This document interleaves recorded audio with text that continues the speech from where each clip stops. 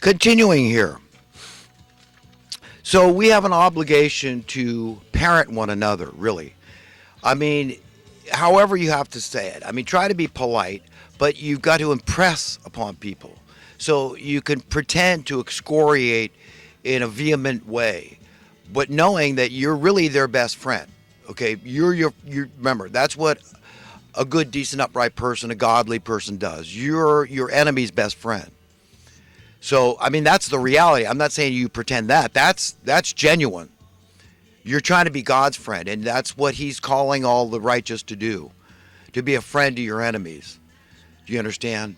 So you have more power in that realm. That's where they don't want to go there. They don't want to have a conversation about these things I talk about, simple, basic, nuts and bolts stuff like the minimum wage and how that would have acted like a check and balance and accountability over the years, over the decades, and prevented the cost of living from spiraling out of control, inflating to the hilt, debasing, deworthing, diluting our money.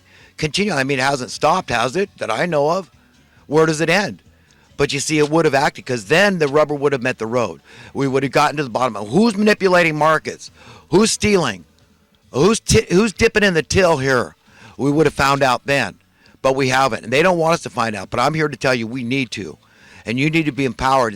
We need to go for the jugular, because we're up against some monsters here, some bad actors, some freaks, man, some psychos. I mean, really, just sociopathic, psycho, murderous, freaking lying, cheating, thieving, nut jobs. I mean, that's who we're talking about here. And that is the vast majority of the Congress, the Senate, and the gangster, bankster, money printing class. That's who I'm talking. Those are the kingpins. Those are the masterminds. Those are the grand puppeteers who are behind this scheme, this scam. And then you've got a boatload of minions, establishmentarians that go along with it. They just say, hey, I know which side my bread is buttered on. I'm going with them. Keep your God, keep your conscience, your integrity, your honor, all that BS. I don't care. I want the practical, common sense stuff. I want money. I want success, which has a very narrow definition. It means making gobs of dough. All right? That's what I want. I want Satan. I want worldly, temporal, ephemeral things. So don't try to, I'm on the bandwagon. You're late, sucker. You should have just trusted in this God over here a long time ago, the God of money, okay, and your foolish God of justice and mercy and freedom and prosperity for everybody. You're stupid, pipe dreaming, egalitarian, idealistic crap. You're the fool. That's what they would say to me and people like me. Is that what we're in trouble? But that's who these people are. They're monsters. They're bad actors, and they need parenting. We all have a duty to parent each other. I mean, listen, this comes with growth and age and maturity, because I know I've been parented in the past, and sometimes, oh wow, I've been scolded, and I don't take it nicely. But you know what, later I realized, hey, you know what, I learned something, and it would help if I was a little better in this regard. Okay, and so you grow from these experiences. So we need to be a parent to one another. We need to be brothers and sisters to each other. I mean, not everybody needs to be excoriated as vehemently, as vociferously as others. Some people get it with a gentle hint. They go, oh, I see where I was off track. And then they get on, hey, yeah, I'm on board. I like that idea. Yeah, I could live in a world with universal prosperity, universal freedom and security, and us all living together in peace and harmony and contentment, filled with joy, and answerable to nobody but our own conscience, our own God, relying on the instinct we have to serve one another. We'll keep the wheels of society turning, because we have an instinct to do so that God put in us, that we're not satisfied being self-serving, decadent, lazy slobs, that we really care about each other, and we want to use our talents, our God-given talents, to serve one another. And that's what a normal person does. As much of a departure as that is from this current reality, that's what's coming. People pray in the Lord's Prayer, may God's will be done on earth as it is in heaven. Essentially, they're saying, hey, paradise on earth. That is what's coming, my friends. And you want to be there. And in order to be there, you've got to be found worthy and deserving of being there. So your heart has to be clean and pure. You have to be 100% sure that you're on the right side of history. You're on God's side. You're on humanity's side all the way. You let the chips fall where they will.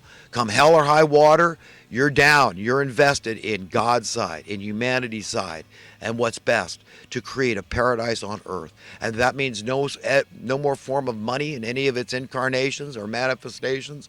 So be it. That's where you want to be. Just like all the other creatures, born free, born secure.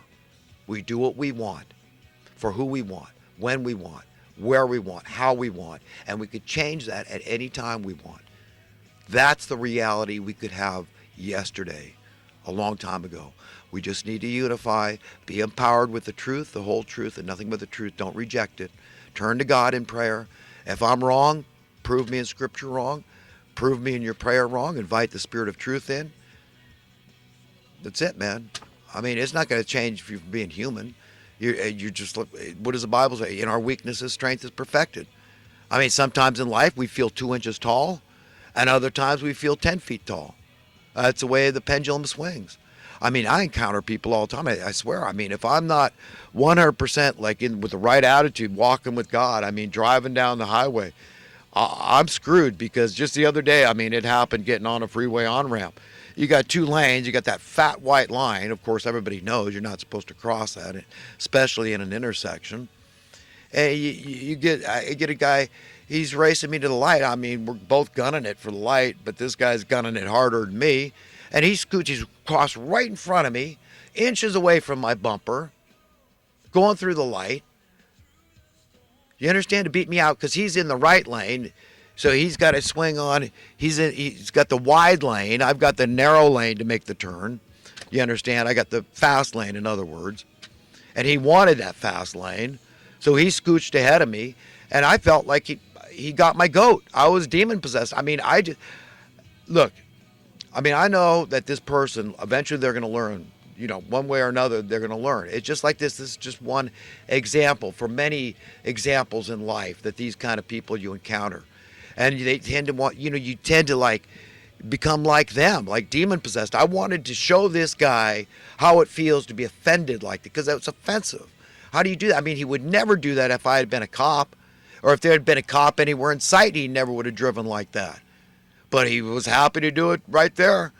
And it's like, what in the hell are you thinking, man? And, it just makes me want to just chase him down and have a little talking to, a little come to Jesus with him. Because I could just copy his license plate and call it in and tell him, hey, this is what the guy did. He almost caused an accident. Very close.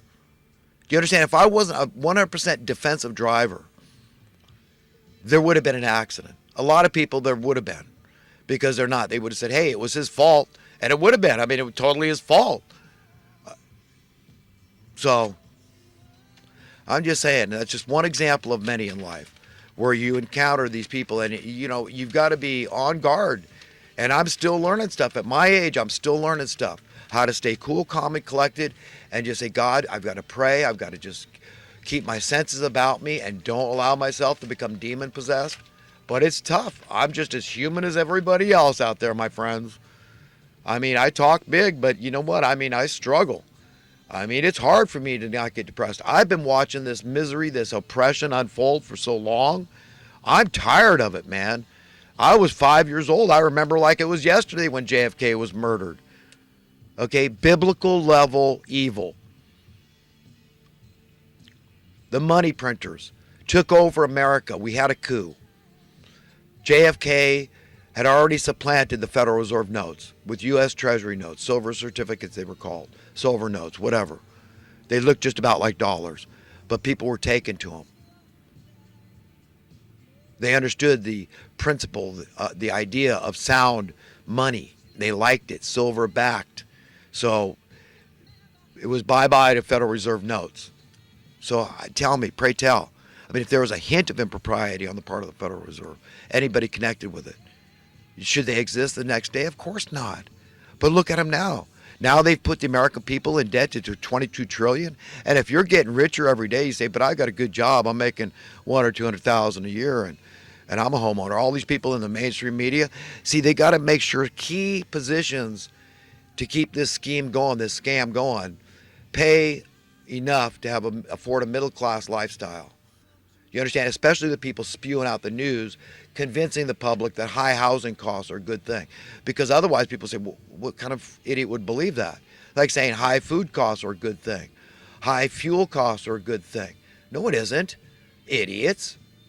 You think I was born yesterday? Think I just fell off a damn turnip truck?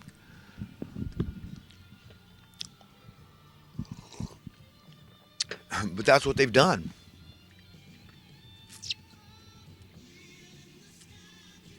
And as a result, we've got big problems.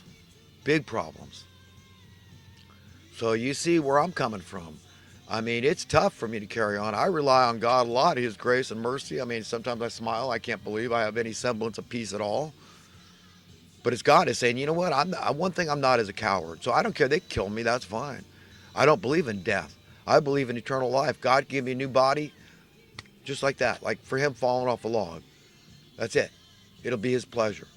And I don't believe in reincarnation, but I do believe in resurrection. Okay? And I believe that death is no different from going to sleep at night. That just like a dream. I mean, don't you have a body in a dream? You have your five senses. Dreams can be very vivid, very lucid, very real.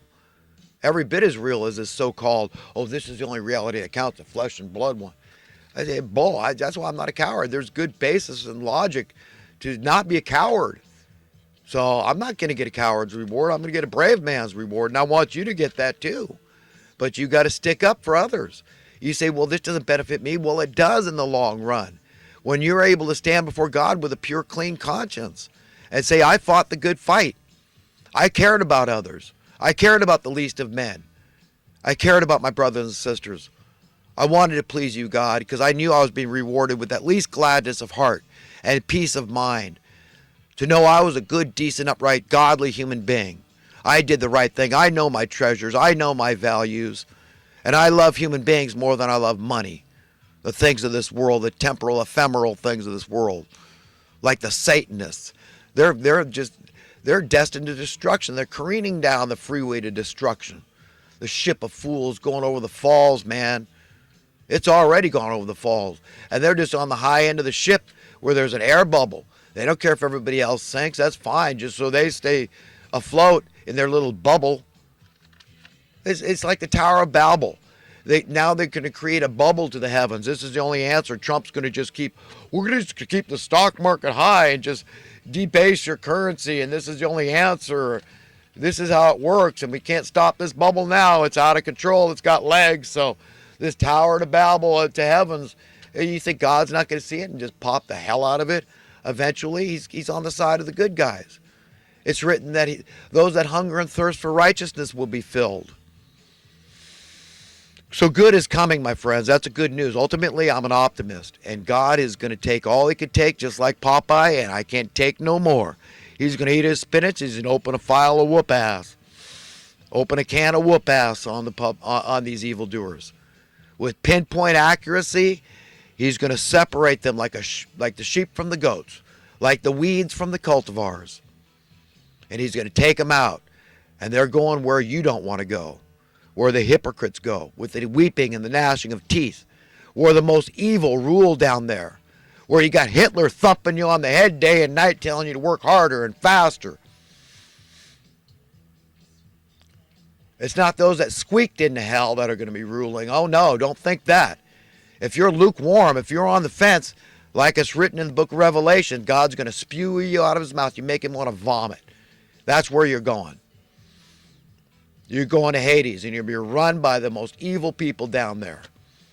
So you want to make sure you're clear in your mind about your values, what you really care about. Are you straight? Are you real? Are you genuine when the chips are down? Are you a coward? You going with the flow, the establishmentarian status quo flow? You say this is the only path to be on, this demonic rabbit hole to hell. Keep digging, keep digging. Create this bubble like the Tower of Babylon to the heavens. Where's it going to end? You tell me how far this thing can go. And then they're going to blame the minimum wage workers for cost of living inflation. That makes me nuts. Absolutely nuts when I know the truth. Oh my God, I feel like I'm the only one. I don't hear anybody else talking like me. please, my God, friends, start talking like me. Educate people. Say, no, let's just do the math. I mean, if I'm wrong, I'm wrong. But let's go back, revisit. What was the buying power of minimum wage in the early '60s? What could it afford you? What kind of lifestyle? What standard of living? And then look at it now. And then say, well, what would it need to be? So do the math. What would it need to have those same things? One person working, minimum wage job, support the whole family, homeowner, pay all your bills comfortably, have disposable income left over, save a little,